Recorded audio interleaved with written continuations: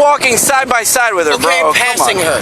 No, not passing her. Yes, I passed her. On US-1. Let me see the camera footage then. All right, put your hands behind your back. No, see, you can't arrest me. You can't Put your hands arrest me. behind your back. Don't resist. You can't have any contact with her. There was no contact. You're walking side by side with her, bro. You came passing her. No, not passing past her on US-1. Let me see the camera footage then. Alright, put your hands behind your back. No, see, you can't arrest me. You can't words. You can't arrest me. Not a legal motion. Not a citation of rights. It's a demand that reality itself bend to the will of one man who has decided, in that moment, that the law is something that happens to other people. Before we even unpack the body camera footage, let's establish the visual anchor that defines everything you're about to witness. Picture a man standing in the middle of a busy highway, arms folded, convinced he can stop an 18-wheeler with nothing but eye contact and indignation. The truck isn't stopping. The only question is how much damage the collision causes. This is the anatomy of a no-contact order violation, a probation check, and a resisting arrest charge all colliding into one unavoidable legal wreck. Before we go deeper into the documents actually show, make sure you're subscribed to Crimson Evidence Files because we don't just cover the story, we follow the evidence. This is one of those. Come here.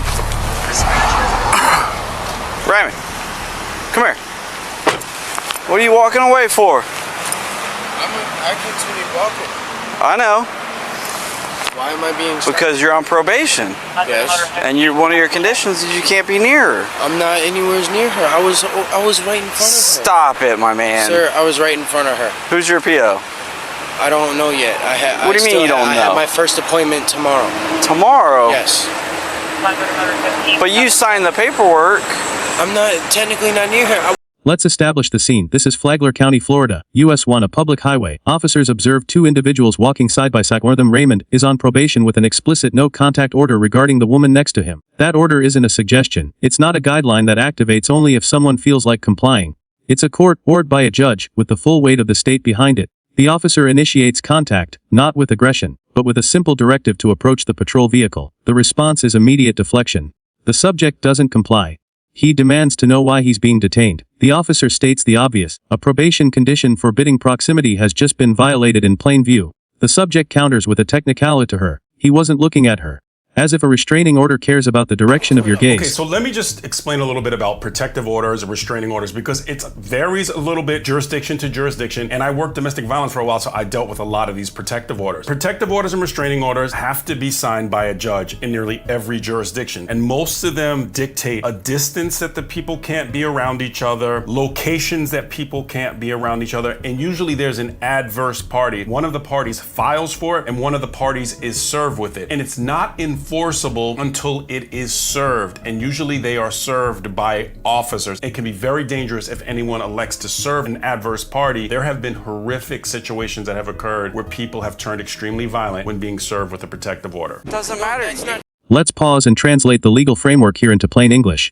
Protective orders and restraining orders are not a judge and served by officers. Most dictate specific distances. Many prohibit any form of contact. The word contact does not exclusively mean conversation. It means presence. It means proximity. It means being where you're not supposed to be, near the person you're not supposed to be near. The subject insists he wasn't talking to her. He demands camera footage. He refuses to acknowledge that walking side by side on a public road is itself the violation. He's arguing about the flavor of the poison while actively swallowing it. This is the first exhibit of a pattern that will define the entire encounter. A man who believes his interpretation of the law overrides the law itself. Arrest the officer. So this positioning creates a bit of a challenge if the person decides to turn violent. Don't resist. How can you arrest me? Don't resist. No, you gotta ask me. Don't resist. No, sir. Put your hands behind your back. How can you arrest me? Put your hands behind your back. I'm not fighting. I didn't do Raymond, nothing wrong. put your hands behind your back. No, it's not resisting. How are you guys arresting me? 110, this is not.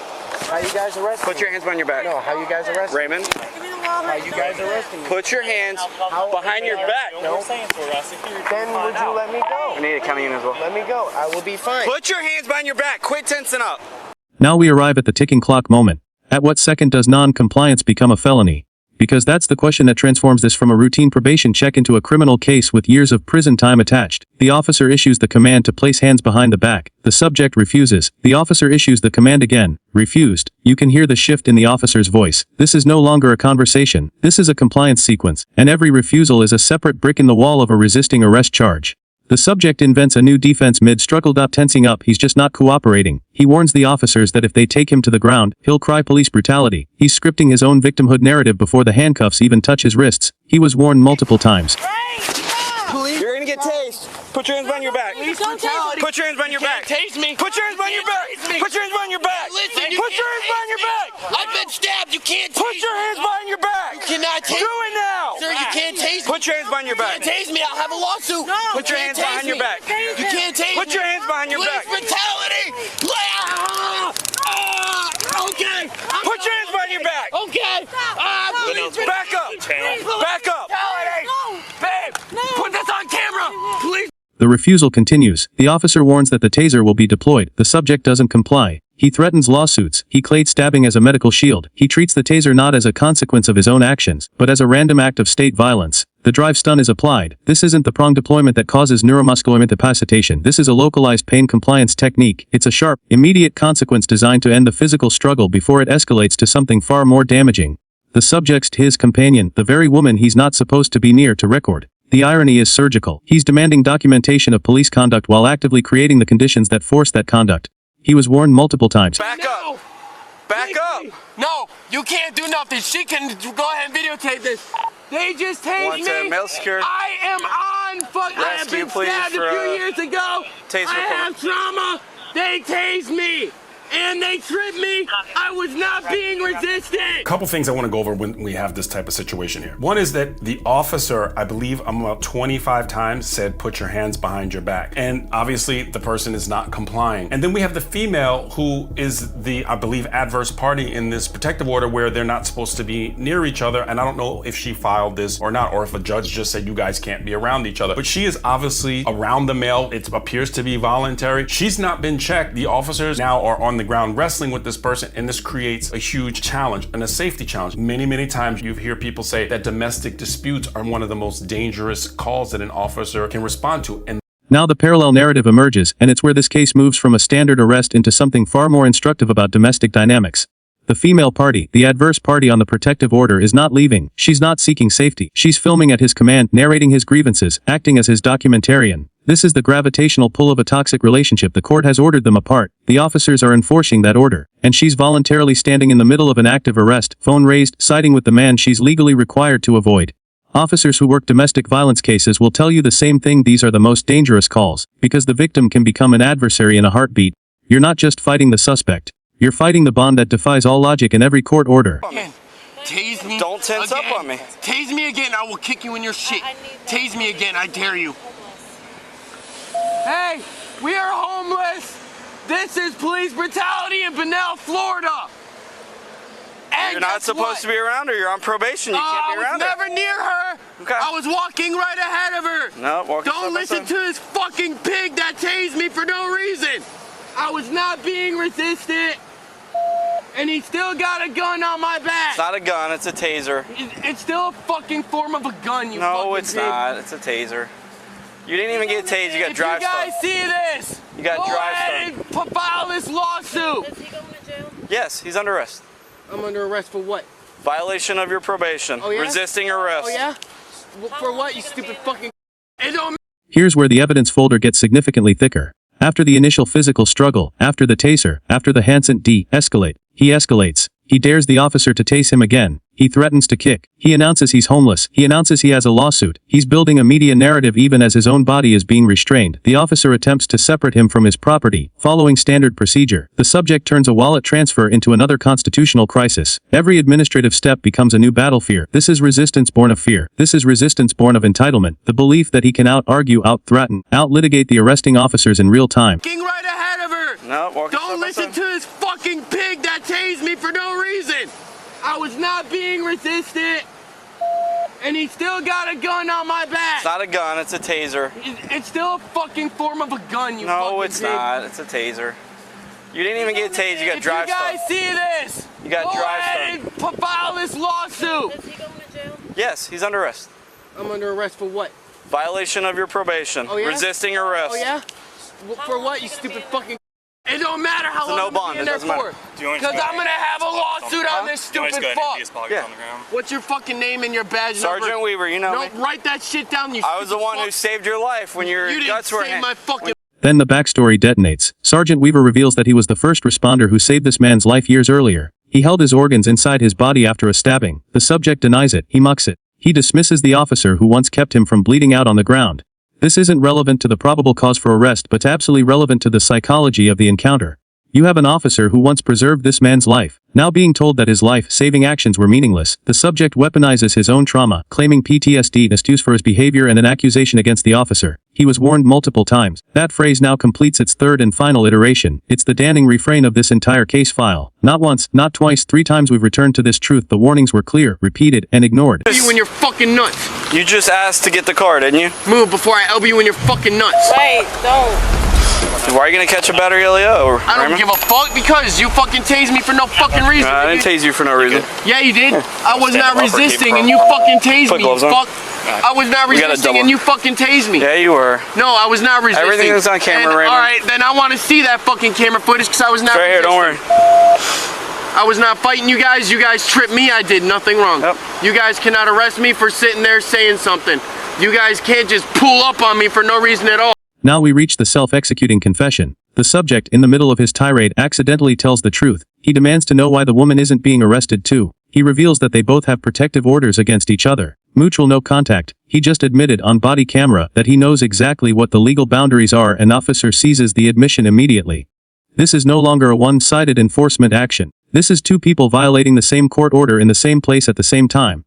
The subject then says something even more revealing. He's going to keep going back to her regardless of how many times he goes to jail. That's not a legal defense. That's an announcement of intent to reoffend. He's telling the court, on tape, that its orders are irrelevant to him. Yep. Oh yeah?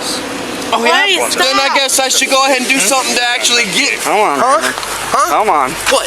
What's up then? Huh? What's up? I can tell you what every single law enforcement officer who has any time in being a cop, when they're at this position, they're thinking that they are likely going to get spit upon. I've mentioned before that it has happened to me. It is not fun, and this might be a good time to step back or tap out, because these 2 are definitely, the sergeant that's talking to this guy and this guy are definitely not getting along, and it's not a win if you get spit upon, especially if someone can tap you out and you can get the person to the vehicle without that happening. Pull your taser now. Huh?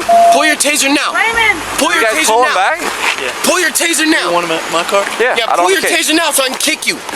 Give you a fucking reason. What you gonna do? Slam me. Slam me. Come on. You did that, not us. Yeah, come on. Come on. Come on. What? I'm a crazy ass motherfucking white No, boy. yeah. You think I care? The struggle intensifies. The subject dares the officers to tase him again while legs shackled. He threatens to bite. The officers call for a spit mask. The radio tone signals emergency traffic only. Every available resource is now focused on containing one man who has turned his own body into a biological weapon. The subject screams about his identity being covered by the spit guard. He frames a sanitary precaution as a government cover-up. He's doing exactly what he threatened to do, and when the officers prevent it, he claims the prevention is the crime. This is the closed loop of the perpetual victim. His actions create the response, and the response becomes proof of his persecution. Against y'all. Don't worry, Raymond. We all have video too. Are you gonna let him? Okay. You guys are all fucked. Okay. You guys got the media here now too. Y'all fucked. Who's the media? Oh, it has this many fucking cops just for you guys to go and take care of one individual? Well, you're not, wonderful. not cooperating. That shows how pussy you motherfuckers are, man. Okay, Raymond. Learn to fight your little one-on-one battles yourselves. Okay. And you're gonna go and try to get me for threatening. Oh, Okay. whoop-de-doo, I threatened an officer. So fucking...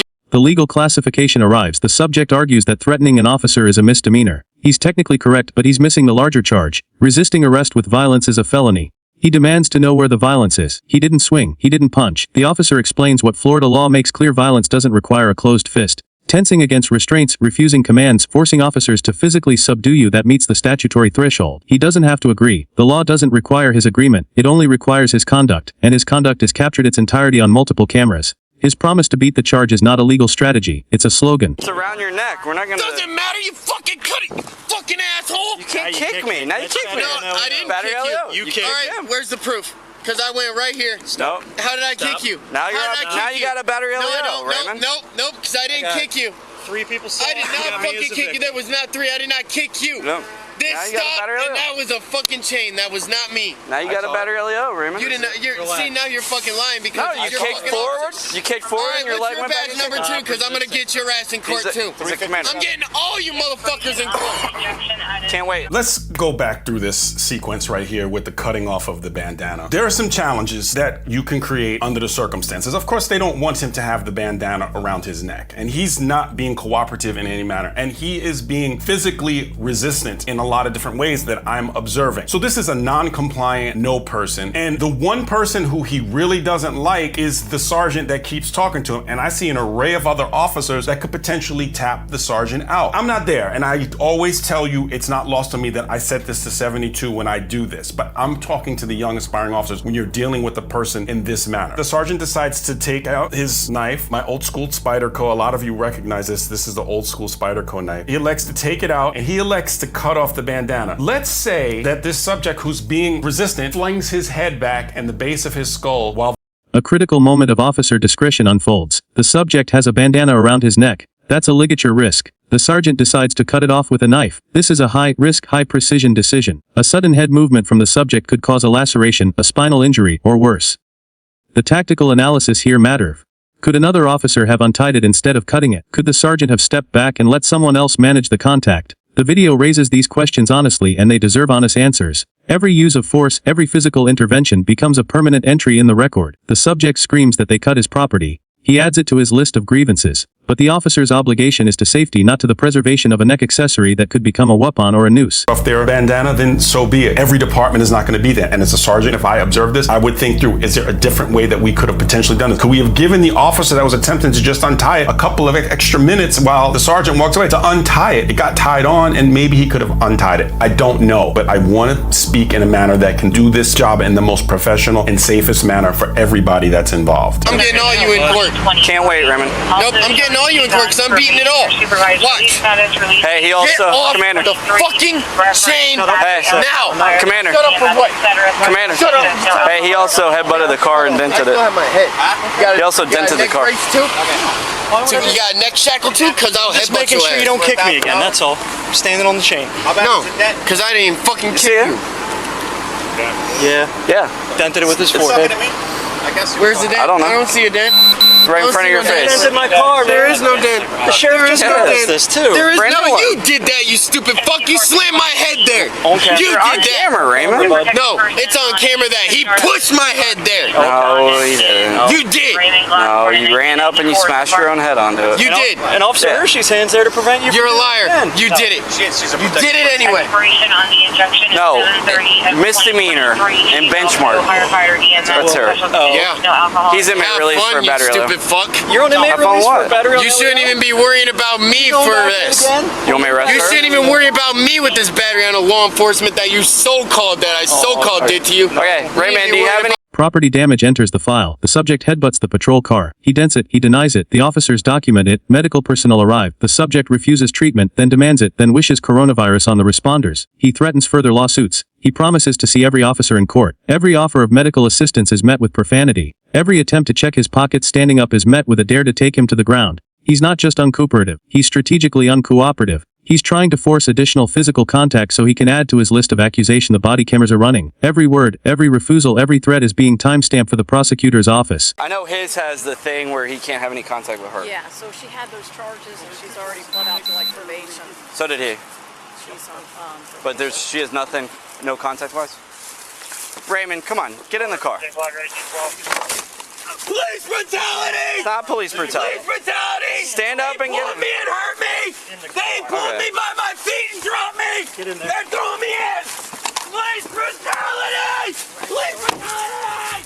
Police brutality! In custody, notice the tack bond on the female officer, good stuff there. When you see a person act in this manner, and I've seen it before, they have kicked out windows of patrol cars. Police brutality! Police brutality! Police brutality!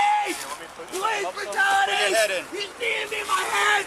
The final chapter of the encounter writes itself in the back of the patrol car. The subject screams police brutality repeatedly at Chang to create a viral soundbite. He kicks, he thrashes. The officers note the dents in the vehicle. They document the damage. This is now criminal mischief added to the growing list of charges. The original booking sheet publicly available document tells the final story. Battery on a law enforcement officer. Assault on a law enforcement officer. Possession of narcotics and paraphernalia. Threats to a law enforcement officer. Resisting arrest with violence. Criminal probation violation for the no contact order that started it all. That initial order, the one that prohibited him from walking next to that woman on a public road, was the smallest charge in the file by the time the encounter ended. He dug himself from a violation into a felony stack because he could not bring himself to comply with a single lawful command. Second time I think he hit more like glass. Right here, you see it? Right here? That was that first one we were walking. Oh, that was the one? Yeah. Where's he kicking? No, right now he's kicking, but no, he won't.